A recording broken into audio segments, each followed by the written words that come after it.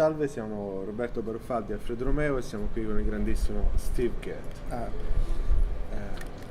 Let's say, keep talking about Zildjian. You developed some symbols of your own. What kind of symbols do you have? Well,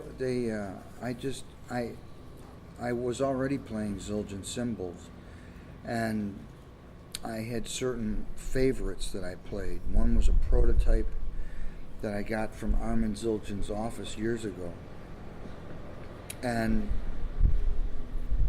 the crash was a dark, thin crash, and I had the same hi-hats from. I've been playing. I have one hi-hat that I bought back in the '60s.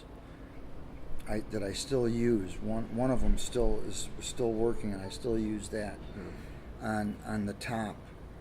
And so we try to just copy those sounds, and come out with the K Custom series. Yeah. So, and that's what we did. And so, do you have preference for sides of the cymbals? I thinking about your ride that you used an 18 for a long time. I did used to use an 18. Now I use a 20. Yeah. For a while I used a 19. I think it just depends on how the cymbal sounds. Yeah. So right now I'm using 20 and an 18-inch crashes, 14-inch hi-hats. Yes. And do you have preference about weight of the response of the cymbal, or it's all about the sounds? It's about the sound, but right now I'm using an orchestra ride. Yeah. And then I also have a 20-inch Constantinople. Yeah.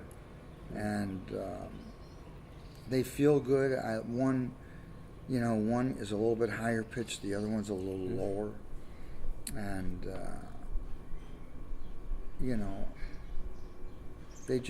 I love the way they sound.